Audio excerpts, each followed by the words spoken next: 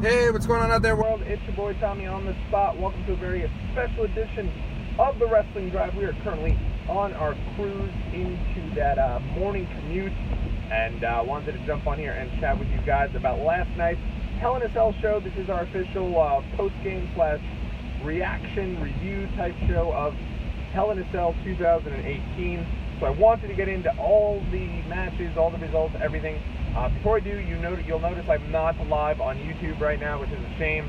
I thoroughly enjoyed jumping on live with you guys, chatting about the different shows, different things to that extent. But what I have noticed is, the live feed doesn't exactly work so well when I am traveling, and on top of that, when I'm actually driving, and on top of that, it does seem that for whatever reason, the sound quality isn't the best when I do these videos traveling on the road when I'm live on YouTube. So I feel like the sound quality is certainly a lot better when it's simply recorded and then posted at a later time.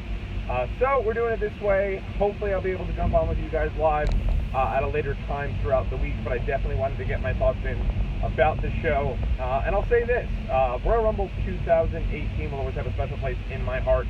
I was live for the show. It was the portion of my bachelor party with my brother-in-law, who's a youngster. I thought Shinsuke Nakamura winning the men's Royal Rumble by eliminating John Cena and Roman Reigns was a moment I won't soon forget. Great to see the returns of Rey Mysterio out of nowhere, of the Hurricane, one of my cult favorites growing up, and the Women's Royal Rumble had tons of nostalgia, and the debut of Ronda Rousey. That was an incredible show. To me, that's the show of the year. But if you get rid of the Royal Rumble, and if that show didn't exist, I think last night's show might have actually been the pay-per-view of the year. Now, not everything on the show was perfect, but I think WWE did a really good job in giving every single match a lot of time. Felt like there wasn't a match, I don't recall a match that was, given the short end of the stick. Felt like everything got a good amount of time. Like I said on the pre-show yesterday, I think we were all kind of sleeping on Hell in a Cell a bit. I think everything on the show mattered. I think everything on the show had its purpose, and I got to be honest, I thought the show did really well. There was nothing on the show I hated. There was one thing I didn't particularly enjoy, but we'll get to that as it goes along. But I thought everything on the show meant something, and I thought it was a really, really strong show. So let's get kind of into things as they unfolded. Starting with the kickoff match, I've been hard on the kickoff show recently. I've been saying that, I'm the type of guy who's a continuity nerd. I usually will tune into the kickoff show. Even if I watch these shows on delay, I'll always go back and at least watch the match that's on the kickoff show. And for the most part, these matches are kind of throwaways, I've felt recently. So all three of the matches on SummerSlam show, while they were okay, really didn't matter much and really weren't anything to write home about. But last night was the exception. Rusev Day versus New Day, really great stuff. I thought these guys just absolutely killed it. I thought these guys did a tremendous job in building up that show and in having sort of a deal where people could get behind them, and the crowd was living and dying by everything.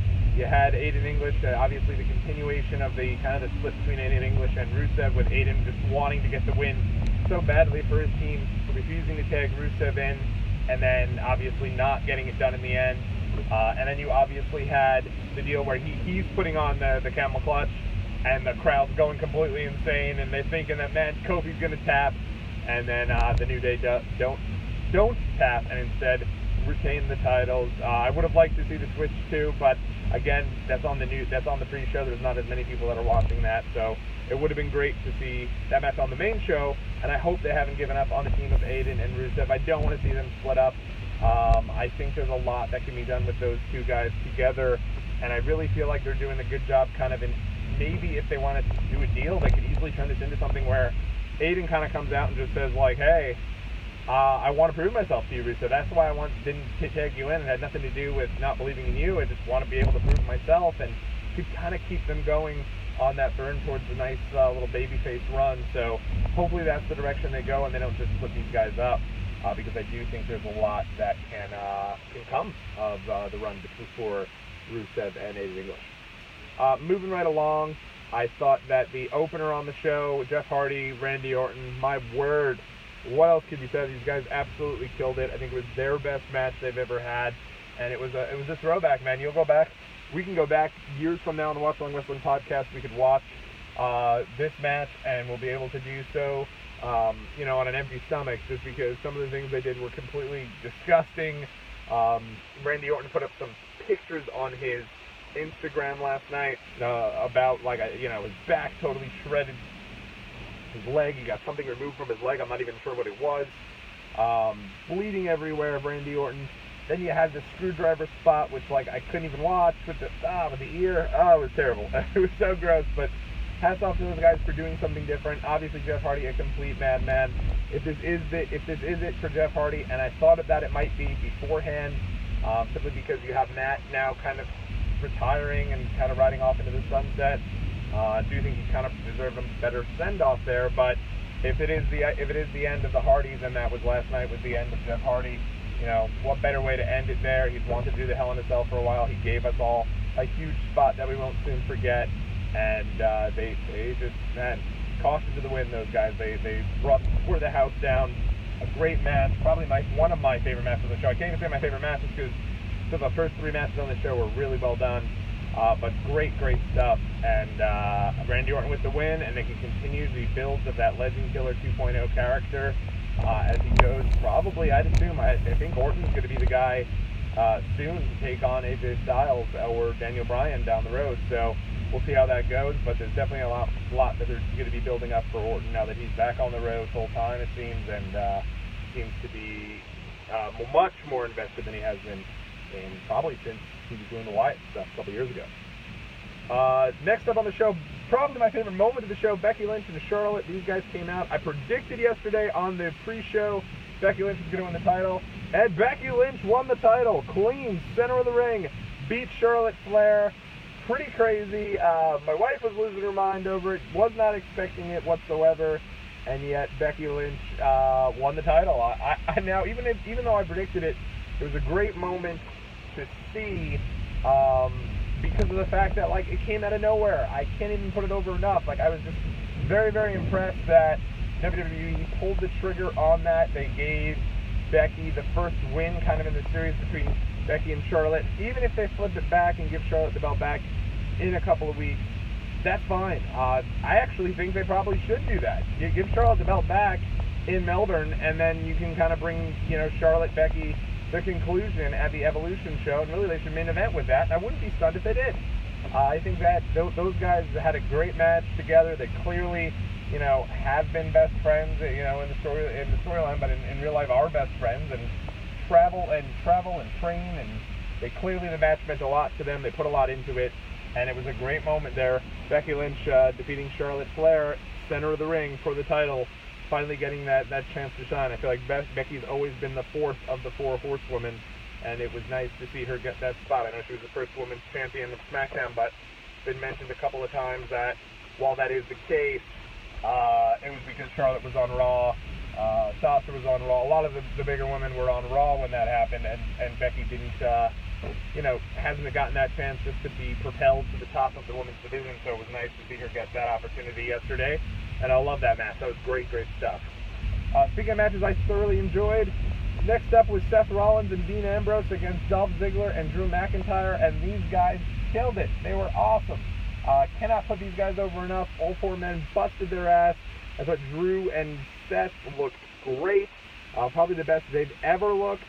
I thought that Drew McIntyre, I put it on my Twitter, and I don't have the guy on the Watch WrestlePod Twitter, at Watch WrestlePod, that Drew McIntyre might have made the most seamless transition from NXT to the main roster. And someone corrected me and said, how about, agreeing with me, but saying, hey, there's also Finn Balor, Samoa Joe, and Kevin Owens. And they're 100% correct. I think I was getting caught up in the moment. But honestly, Drew's just looked great since he's been on the main roster. I mean, the guy has looked like $1 million. He's in there with the top guys. He's having great matches.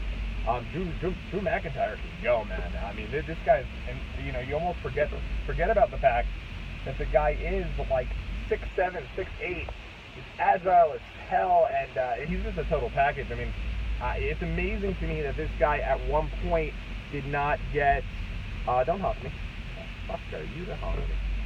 It's amazing to me that at one point they actually got rid of this guy. I keep thinking that. when I'm watching the show that, like, at some point, Drew McIntyre was cut by WWE and had to go back on the indies for a year and really kind of reinvigorate and reprove himself. Because, man, he's got it all. I mean, he's got the great look, and I think the team with Dolph has only helped him and helped Dolph significantly. Great to see those guys get the win. If you think about it, yesterday, the Shield was the only male matches on all of Raw, representing Raw on the show. There were only 2, and they all involved the Shield.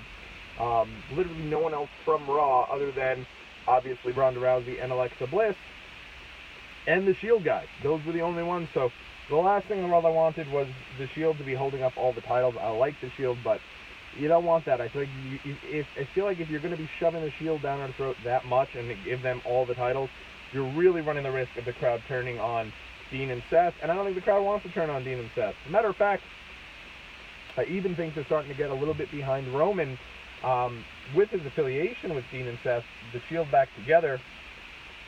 It almost makes sense to kind of see where they can go from there and not give them every single thing. Keep Dolph and Drew in the mix. They were a great tag team together. They're having great matches, and I'm just looking at them and I'm like, man, these guys could have great matches with the Revival. They could have great matches with some of the teams that are on SmackDown. There's a lot of things they can do with Dolph and Drew, and could be fun down the stretch. So happy to see Dolph and Drew retain, and a great match. Go out of your way to check that match out. I think it was probably the best match of the night in terms of in-ring action. Great stuff. So Dolph and Drew, got to give them credit. Awesome. Same with Seth and Dean. Those guys all busted their hide, and really great stuff, man. So good stuff. Next up, we had, was it? Yeah, I mean, because of the fact of the matches, there was only 7 matches. So next up, Samoa Joe and AJ Styles. I will say, only 7 matches. The show still went over 3.5 hours.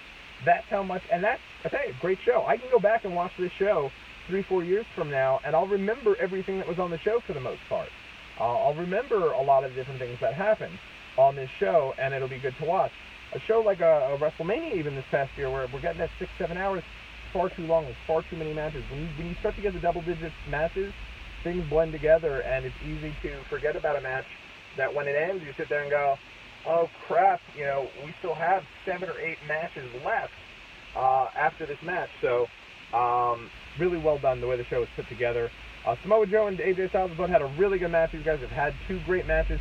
My gripe with the AJ Styles program here with Samoa Joe is that it's becoming a little similar to the feud that he had with Shinsuke Nakamura, in that you had those guys have matches that had inconclusive finishes, and in doing so, you have had to have 3 different matches kind of put together here between the 2 that, at the end of the day, were a bit unnecessary to have. I don't think you need 3 matches every single time when it comes to, God, these people are honking and honking some more. But you have these people who are, these matches. I don't think you need a 3-match program before you get a conclusive finish. They did it with Shinsuke. I feel like at least 3, it might have been 4 or 5 before we got a conclusive finish. And now we're moving on to the 3rd match with Samoa Joe now, where you're going to get a conclusive finish, but at the end of the day, they have so many matches that are coming up in terms of the Superstar Showdown and everything else so many shows that I guess they kind of have to do what they can do. And yesterday, at least you got a finish. It was just, referee's bad decision. I thought they were going a different way than it. When Joe was coming back into the back, I really thought Joe was going to say he demanded a better referee for the next match, which would have led to the return of Shane McMahon. Shane's been off TV for a while now, at least it feels like 5-6 months. Feels like maybe a little after Mania. Maybe after Mania, I think he was on 1 or 2 more shows, and then he hasn't been seen since. So I think that's where I thought they were going. I was actually kind of excited about it because I'm a huge Shane O'Mac mark, and I was like, man, they're going to bring Shane McMahon back, and they didn't. They instead announced no DQ. But in a no DQ, you could still have had the same finish as yesterday. It's still referee's call. So it wasn't an issue with no DQ. It was an issue with the referee. So that's where I kind of thought they were going to go with it. But AJ did tap, and that is interesting to see kind of how he responds here to this. If they decide to do a deal where, he acknowledges that he tapped or what the deal is. You don't want it to be a situation like Bayley, when Bayley won the title and people were like, hey, you don't deserve it, Bayley. And Bayley came out and was like, You're absolutely right. I don't deserve it. And it killed the Bayley character. So we'll see. I'm interested to see kind of where they go from there. And I'm really interested. This should be the third and final match between the two at the Superstar Showdown show in Melbourne, and that'll be great. Nice little ending there between the two. Moving right along, Daniel Bryan and Brie Bella against The Miz and Maryse. Thought Miz and Maryse looked awesome. I could definitely see an Elite 2-pack with those guys coming out. I didn't mention this earlier, but I always try to pinpoint different Mattel play sets, and because I'm huge into the action figure stuff, I could totally see them do a deal where they bring out a Hell in a Cell play set with the brand new red Hell in a Cell, which is the reason why I think they made the red Hell in a Cell. I know people are saying Vince just wanted to change things up, which might be the idea, but do not ever underestimate the power of that, the amount of money that is generated from those play sets from Mattel. I know they sell a ton of those things, and people will go out of their way to buy that red Hell in a Cell. And yeah, I think that Jeff and I could definitely see a deal where you bring out that red Hell in a Cell. You include Orton and Jeff Hardy. Jeff Hardy looked super cool yesterday with the purple paint and the mesh shirt, so I could certainly see that happening. So remains to be seen. Remains to be seen. Next up, I thought mixed tag. Thought was good stuff. Brie Bella honestly looked great in the ring. I was very impressed by her. And cannot park here. Damn, and you guys get to join me on my big search for a parking space, which is always a fun and enjoyable time here in Brooklyn. But I thought that they had a really good match. I thought it was good to see Maryse get the win there. It was awesome to see the return not only of my favorite theme song in wrestling, the Brie Mode theme song, but also of Marie's Au Revoir theme song. Haven't heard Maryse sung, it feels like, in a while. So it was good to hear her get her own entrance, her get her own thing. Thought Miz and Maryse looked great together. And I thought Brie Bella looked really crisp in the ring. Give these women a ton of credit, too. I mean, both these women have had kids relatively recently. Maryse, I think, has had her child this year. She has. And looks like both of them look like $1 million. You got to give them a lot of credit. Clearly training very, very hard, and that can't be easy to do. So, good stuff. And I really enjoyed the match, and now you got to figure at the Superstar Showdown, Daniel Bryan's got to get his win back. If he doesn't get his win back, that's not, at some point here, you got to get a win. It's kind of like the Cleveland Browns, right? At some point, you got to get your win, and kind of should lead to Daniel Bryan getting the clean win over the Miz at the Superstar Showdown and becoming the #1 contender. So we'll see, but that's only where I can assume this goes.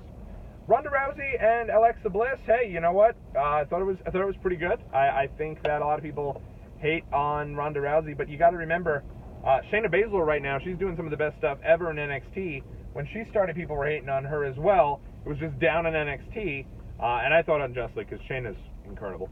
But I think that a lot of people were giving Shayna a bit of a hard time, and I think you got to give Ronda some leeway here. She's just getting her start, and she's having to do so on the main stage each and every week. Not to make any excuses for her, but I think she's had good matches. I think yesterday was a better match than she's had some of the other matches that she's had, certainly on Raw. So I like the match with her and Alexa Bliss. I just again, they killed off Alexa Bliss something fierce yesterday. I really didn't like that. I thought that I don't know what you could have done. You don't want to pin Ronda Rousey. I said on my pre-show yesterday that I thought there was a small chance that they would have flipped the title there, just because you're really kind of killing Alexa Bliss if you have her lose, but they decided to have her lose. So I guess it kind of is what it is. I guess they're not worried about Alexa Bliss being able to get her heat back because she is a character that, she's a heel, and she can easily just make up some sort of excuse and go forward from there and kind of turn her sights now to the match with Trish Stratus at the Evolution pay-per-view. Next up, the main event. A lot of people probably tune in to hear, thoughts about this from a lot of different people. I loved the hell out of this match until it ended. Had a really bad ending. It reminded me a lot of Big Show coming out, laying out both Daniel Bryan and Daniel Bryan and Randy Orton. I think it was like Battleground 2013, and they did a deal where The Miz and Daniel Bryan and Randy Orton were both laid out by the Big Show, and in doing so, that was the end of the show. And I remember just being like, "Are you kidding me? They're going to end the show that way?"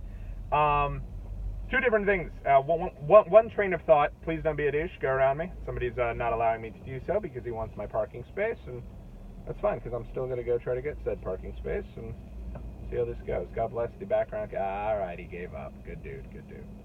Finally noticed what I was doing and wasn't just trying to be a dick and decided to allow me to do just that. So we'll see. In any event, I thought that the match was really good, though. I thought the match was good.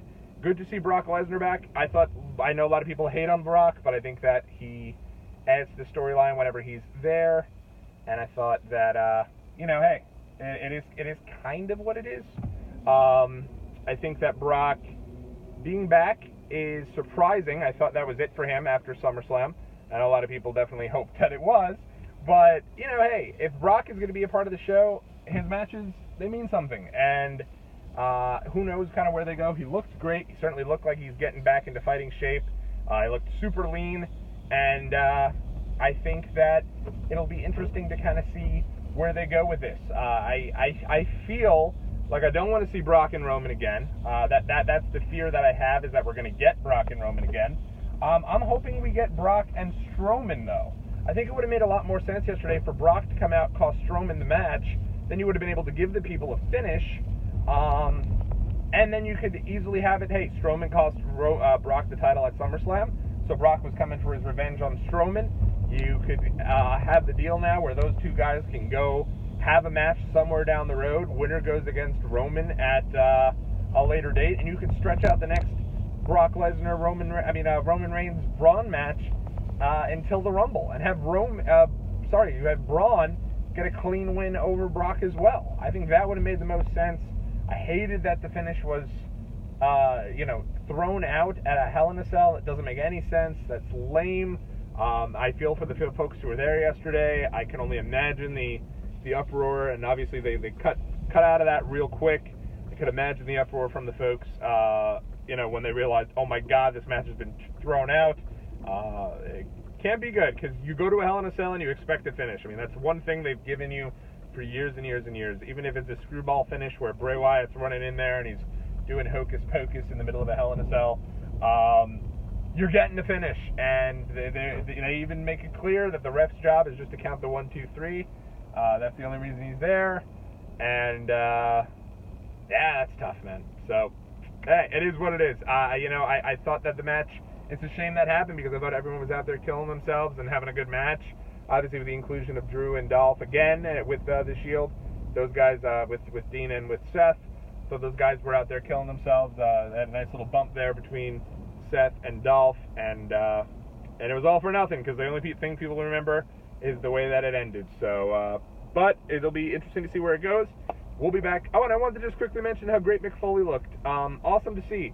Obviously, he had a couple different operations. He already lost all that weight before he had the operations, but now getting those operations done, obviously he's been pretty vocal and pretty out in the public about getting I believe he had a hip replacement or something like that. The guy's walking around awesome. He looks just so freaking great, and it's great to see because the guy's given us so much as wrestling fans, so it's great to see that he looks as healthy as he does now. So that is going to do it for me. Hope you guys enjoyed this little reaction video. I will be back at some point, either here or on the DailySpotlight.com. And the hope is to get that DailySpotlight.com up and running again real soon with different articles and different reaction videos, different things like that. I'm going to watch the Mick Foley one-man show. I wanted to watch it last night, but it was an hour and 15 minutes. They actually gave you like a pretty full show. I don't know if it's the full show, but it damn sure felt like it might be the full show. And that's just incredible. I wanted to really make it out to the 20-year show. I've seen Mick shows before, just was unable to do so just with when it was going on. I think we were on our honeymoon when it was local and couldn't get out to the different shows. So I'm so glad that the network has a special about this, and something that I'm really looking forward to checking out. When I do, I'll be back with a reaction on that, and I'll be back with a reaction about Raw. So, yeah, Raw tonight and SmackDown tomorrow. The beat moves on, and we'll talk to you guys again real soon. Until next time, everybody, this has been Tommy on the Spot. Take care.